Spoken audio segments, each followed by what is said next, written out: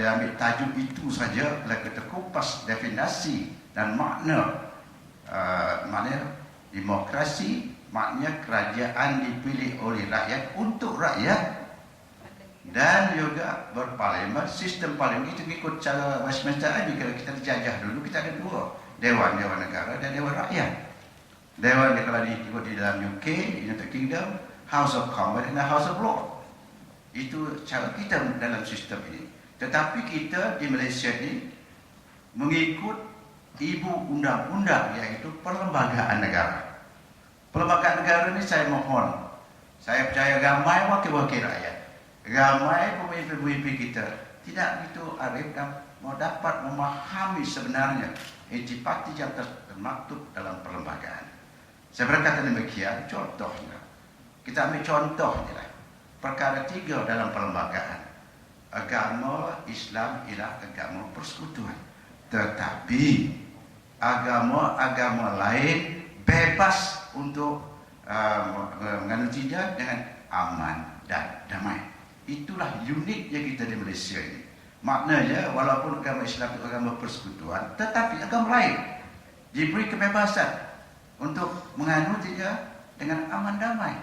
Kita ada Hindu, Kristian dan pelbagai-bagai agama lain. Itulah maknanya semangat toleransi, semangat bekerjasama, semangat hormat menghormati. Inilah contoh. Dan juga perkara 152, bahasa kebangsaan. Mana ada dalam dunia ni, tak ada. Kalau kita pergi ke Jerman, di Germany, cakap dalam bahasa Inggeris, dia pun tak faham ya. Dia menghormati bahasa dia, bahasa Jerman. Dia bukan tak boleh dalam bahasa Inggeris, menghormati bahasa kebangsaan. Pergi ke Perancis, begitu juga. Tak usah jauh lah, kita pergi ke Thailand, dia bahasa Thai, tapi semua kaum ada orang Cina, ada kultur lain, tapi ada bahasa kebangsaan. So kita Malaysia pun sama lah, bahasa Melayu dan juga bahasa-bahasa lain diberi kebebasan. Inilah uniknya Malaysia, bahawa perlembagaan telah termaktub. Makna perlembagaan itu dibuat dirangka dulu oleh Lord Reed, mengambil kira sejarah latar belakang Malaysia ini. Apabila kita mencapai kemerdekaan, sebelum Inggris beri, dia kata apabila merdeka saja, semua rakyat yang berada dalam negara ketika itu menjadi warga negara Malaya ketika itu.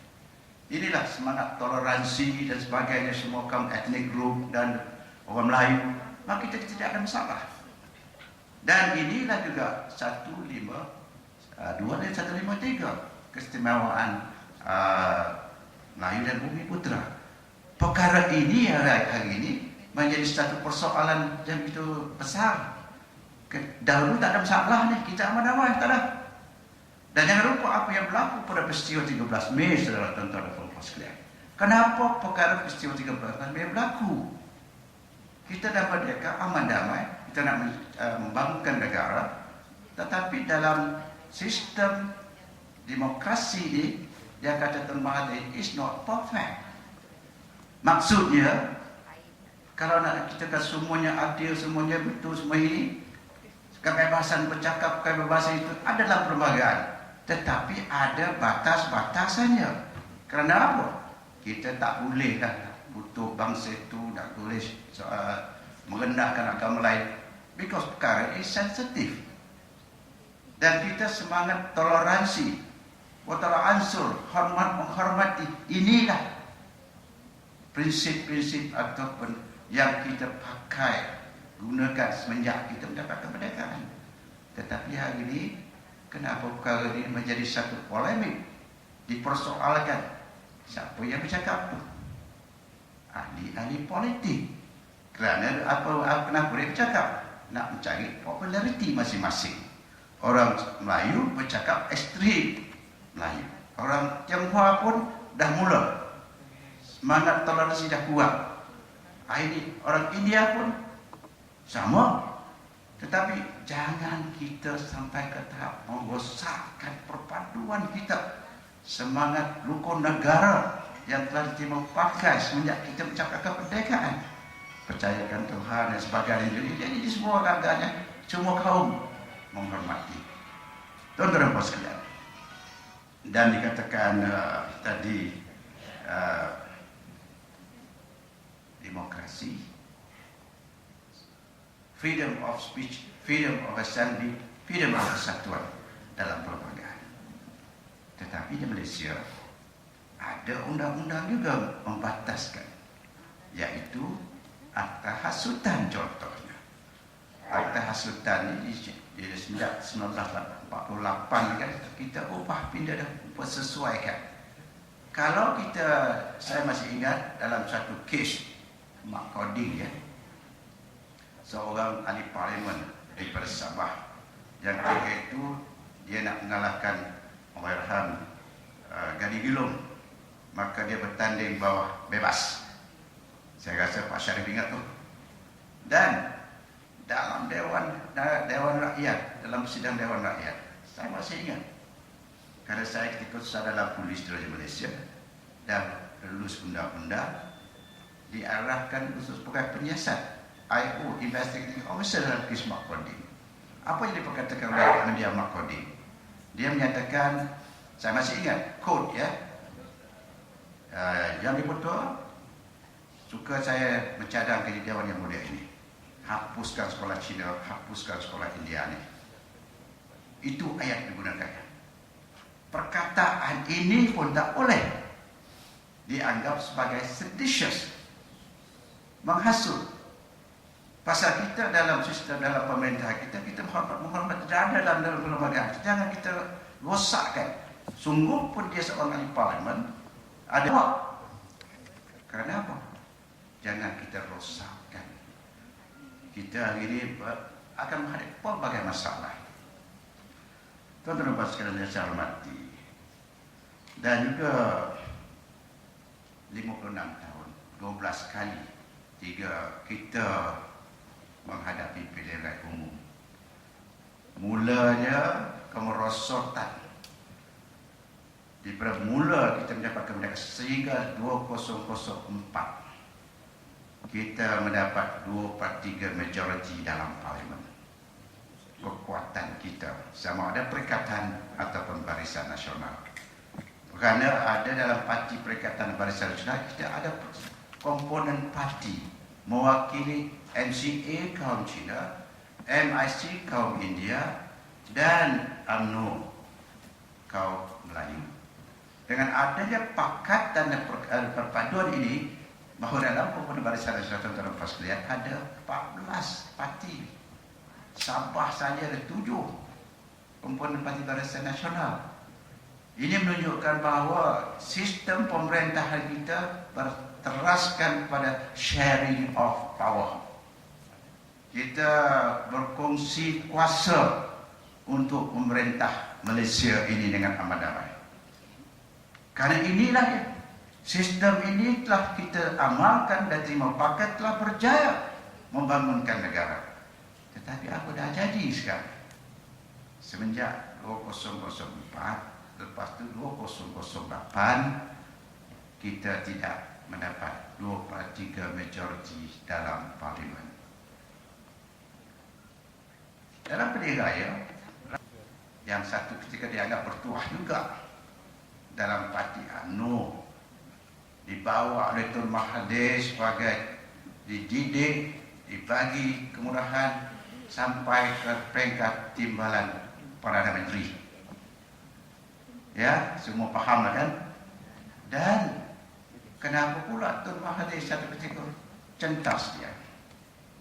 Ketika ramai orang buat kejutan, terkejut. Kenapa? Sentimen inilah salah satu sebabnya yang menyebabkan perpecahan dalam orang Melayu. Sentimen perasaan yang tak faham tu terikut taksub.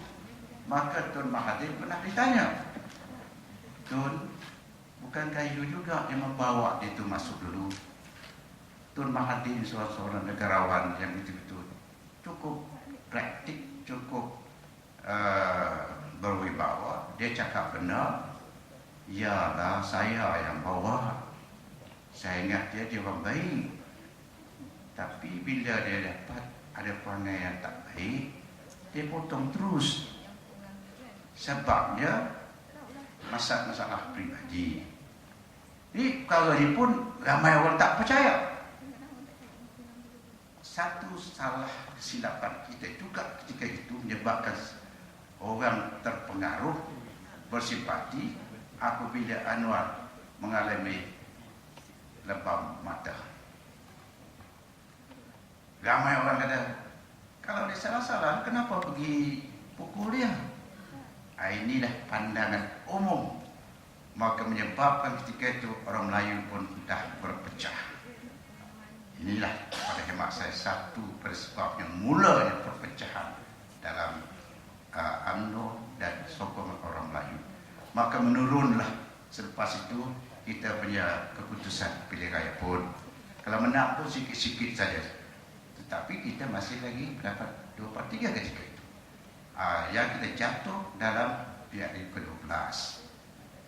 That was a clear message, wake up call given by the rakyat to the government. Dan ketika itu orang lain dah berpecah. Masih lagi orang yang taksub, obses. Dia tak percaya. Masih lagi ramai yang percaya kepada perbuatan yang simpulan itu baik. Tetapi tuan-tuan perempuan, ni pun penyokong dia dulu. Siapa yang tak sokong dia apabila beliau menjadi timbalan Perdana Menteri? Semua orang menyokong. Tetapi Allah Subhanahu Wa Taala masa menunjukkan saya sendiri, tuan-tuan dan perempuan, bukan senang nak dipengaruhi oleh siapa-siapa. Saya akan ensure, I must be convinced that benda itu betul-betul berlaku. Dan sekarang jawapannya betul. Kerana kenapa? Hari ini sebagai senator, siapa yang tak kenal Saudara Izzah Makno? Saudara Izzah Makno ialah Ketua Pergerakan Pemuda Parti Keadilan. Mana satu penjara dia tak masuk di atas perjuangannya. Dia cakap pun kadang-kadang ala sikit terbawa-bawa ke pemimpin dia. Tetapi beliau sendiri berjumpa dengan saya, menyatakan tak boleh bang. Kenapa? Dulu dia cakap lain, sekarang dia cakap lain. Perjuangan dulu lain, sekarang lain. Tak tahu apa, tunggu lagi, takkan kan? Maka dia buat keputusan keluar daripada parti yang berkenaan. Dan apa buat jadi? Apabila kes Sorami adalah yang pertama, melibatkan simpulan dengan juga ada seorang yang dia punya orang kuat, tenis player, Datuk Nala Karupan. Siapa tak kenal? Dia pun hari ini senator dalam bersama dengan saya bertanya dengan beliau. Cakap benar, dengan saya jangan cakap bohong. Itu dia bercakap, bercerita. Bila saya dengar tu, Masya Allah, saya tak percaya ini boleh berlaku. Dan ini menunjukkan sekarang tuan-tuan dan puan sekalian, janganlah kita terlalu taksub dan kadang-kadang. Dan orang ini juga hari ini membuatkan kita huru-hara.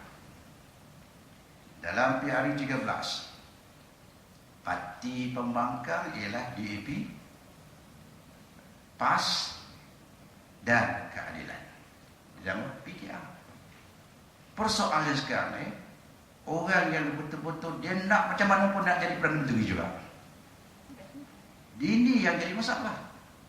Dia tak sedar kelemahannya, tapi dia sanggup menggadaikan maruah bangsa, agama dan negara. Maka pihak DAP itu ambil kesempatan. DAP telah menggunakan beliau memecah belahkan orang Melayu dan memecah belahkan. Maka inilah puncanya perpecahan kita dalam masyarakat kita. Dan Parti Keadilan, Parti PAS digunakan oleh DAP. Saya ini benar saya bercakap. 3 peristiwa 13 Mei